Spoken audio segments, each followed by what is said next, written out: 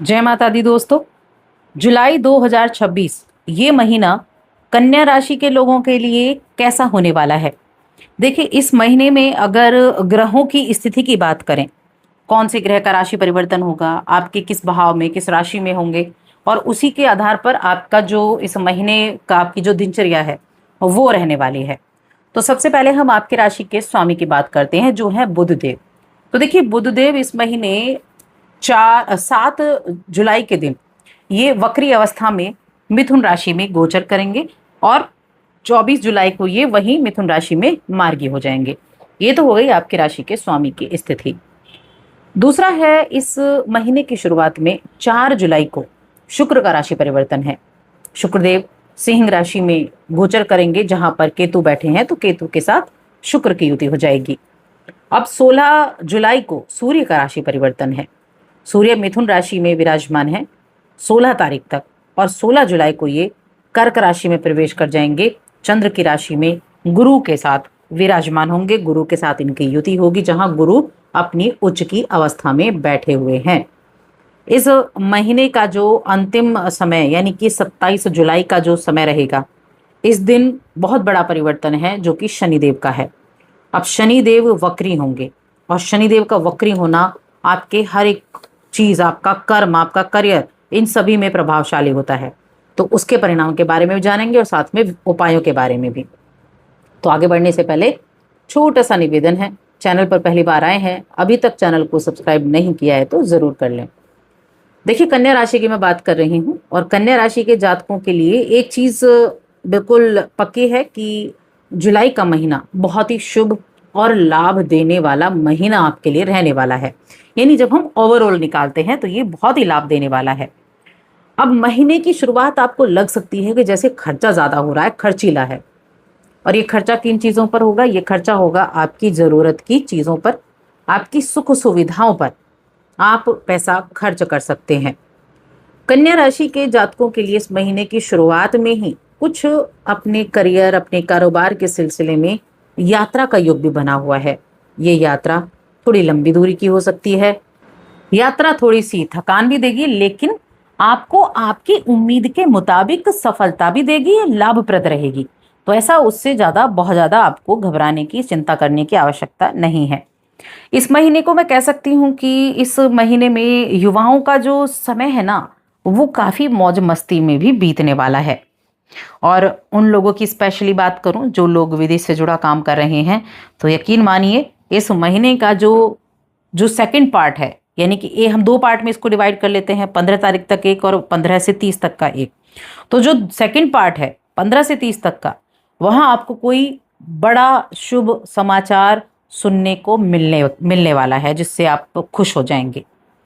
आपका करियर है, आपका कारोबार है, आपके कंपटीटर हैं, आप अपने कंपटीटर को इस दौरान पीछे करने में कामयाबी हासिल कर पाएंगे, क्योंकि ये महीना आपको वो सब करने की आजादी देगा, वो सब करने की एनर्जी देगा जो आप करना चाहते हैं।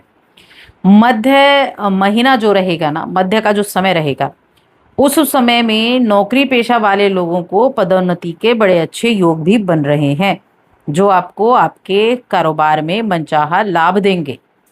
आपके व्यवसाय में विस्तार की योजनाएं साकार होती नजर आएंगी। और अगर आपने किसी से कोई कर्ज लिया है, तो उसको, कर्ज को चुकाने का मौका भी आपको मिलेगा। यानी आपके जो संचित धन है उसमें वृद्धि होगी। जो भी पैसा आपने जोड़ा है, छोटा थोड़ा है, बड़ा है, कैसा भी है, लेकिन उसमें इस महीने में आपको वृद्धि जरूर देखने को मिलेगी। ये पक्का आपके लिए रहने वाला है। अब देखिए, आपके करियर, आपकी राशि के स्वामी कौन है? बुध देव। कर्म के स्वामी कौन है? बुध देव।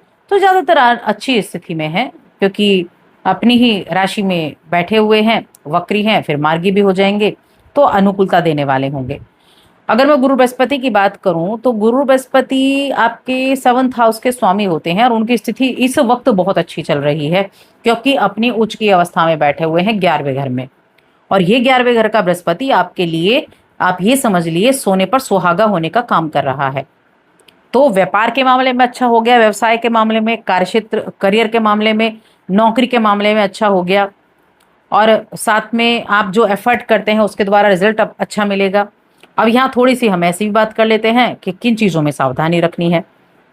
तो मैं कहूँगी बिजनेस के स्वामी हैं आपके गुरु बृहस्पति, और उच्च की अवस्था में है, लेकिन वहां बैठा कौन है? शनिदेव बैठे हैं 27 तारीख को, अब ये वक्री भी हो जाएंगे।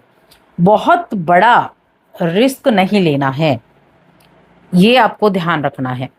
देखिए बहुत बड़ा रिस्क नहीं लेना है, छोटे छोटे रिस्क आप जरूर ले सकते हैं, बड़ा रिस्क आपको नहीं लेना है। अच्छा दिख रहा है लेकिन बड़ा रिस्क काफी ज्यादा आपको, मैं कहूंगी, नुकसानदायक हो सकता है, तो थोड़ा ध्यान रखें इस चीज का।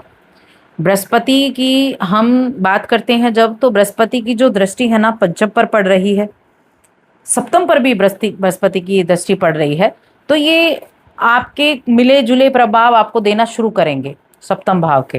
तो इसलिए मैंने बिजनेस के लिए अच्छा बताया, लेकिन बड़े रिस्क लेने के लिए मना किया है। तो काफी हद तक अनुकूल रिजल्ट आपको देने का काम करेंगे। फाइनेंशियल ग्रोथ की हमने बात कर ली, धन के मामले में अच्छा रहेगा। चंद्रमा के आधार पर देखें तो पूरे महीने का फलादेश करना थोड़ा लंबा हो जाएगा, लेकिन वहीं हम समय समय पर अगर पूरे महीने का ओवरऑल निकालें तो इस महीने में आपके लिए स्थितियां अच्छी हैं, फाइनेंशियली ग्रोथ अच्छी होने वाली है। महीने का पहला हिस्सा जो है वो, तुलना करें तो महीने का पहला हिस्सा बृहस्पति के सहयोग से ज़्यादा अच्छे रिजल्ट देगा, दूसरा हिस्सा भी अच्छे रिजल्ट देगा। सूर्य और बृहस्पति जब ये 11th हाउस में बैठकर, एक उच्च का और एक सूर्यदेव की जो स्थिति है, ये जो है आपके धन को बढ़ाने का काम करेंगे। आप आमदनी को लेकर इस महीने बहुत संतुष्ट रहने वाले हैं, अच्छा प्राप्त कर पाएंगे रिजल्ट। तो अब यहाँ थोड़ी चीज़ें कैसी हैं, जैसे हमने थोड़ी थोड़ी बात की बीच में, जो आपको ध्यान रखना है उनमें एक चीज़ क्या आ जाती है, शान और शौकत पर आप बहुत ज़्यादा खर्चा कर सकते हैं, कुछ लग्जरी चीज़ों पर खर्चा कर सकते हैं। तो थोड़ी अपनी शान और शौकत में कटौती कीजिए, खर्चों पर नियंत्रण कीजिए, क्योंकि एक आपने अगर कमजोर बिंदु जिसको आपने दबा दिया तो फिर वहां दिक्कत हो जाएगी, तो थोड़ा ध्यान रखें। अब बात करते हैं आपकी हेल्थ की। तो हेल्थ के मामले में देखा जाए तो ठीक ठाक है, मिला जुला प्रभाव हम कहेंगे। बीच बीच में थोड़ा सा स्वास्थ्य आपका डिस्टर्ब रह सकता है, हालांकि सूर्य आपको मध्य सप्ताह के बाद अच्छी, आपकी जो इम्यूनिटी है उसको अच्छा रखेंगे।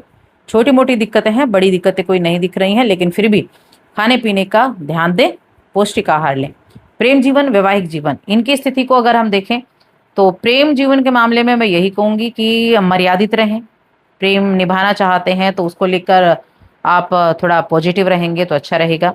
अगर आप ऐसे ही चीज़ों को लेकर चल रहे हैं तो दिक्कत हो सकती है, क्योंकि 4 जुलाई के बाद शुक्र पर पड़ने वाला राहु केतु का प्रभाव थोड़ी बदनामी करने का काम करा सकता है। इस चीज़ को बिल्कुल याद रखें, ठीक है ना, क्योंकि जो शुक्र का गोचर होने वाला है, क्या आपके जो 12वें घर में, ये थोड़ा दिक्कत दे सकता है अगर आपने चीज़ों को ठीक से नहीं रखा। तो प्रेम जीवन में सावधानी रखनी है। बाकी वैवाहिक जीवन की बात करें तो वैवाहिक जीवन के लिए ठीक ठाक है। आपकी जो बॉन्डिंग है वो अच्छी रहेगी। बृहस्पति की स्थिति अच्छी है, बृहस्पति आपके वैवाहिक जीवन को अच्छा रखेगा। पारिवारिक जीवन में देखें तो मिले जुले परिणाम आपको देखने को मिलने वाले हैं, यहाँ मिले जुले ही परिणाम मैं कहूँगी। अब शिक्षा की भी हमने बीच बीच में बात की, तो शिक्षा के मामले में अच्छा रहेगा, ये पूरा महीना मैं कहूँगी अच्छा रहने वाला है। आप जो मेहनत कर रहे हैं उसका अच्छा परिणाम आपको देखने को मिलने वाला है। उपाय की बात कर लेते हैं, क्या उपाय आपको करना चाहिए। पहला, भगवान गणेश की पूजा अर्चना करें नियमित तौर पर, यानी डेली करें। सोमवार या मंगलवार, इन दोनों में से किसी भी दिन मंदिर में गुड़ और चावल का दान करें, ये दूसरा उपाय है आपके लिए। और गणेश जी की जो मैंने आराधना बताई, उसमें गणेश चालीसा का पाठ भी आप रेगुलर बेसिस पर कर सकते हैं। तो बस आज की इस वीडियो में इतना ही।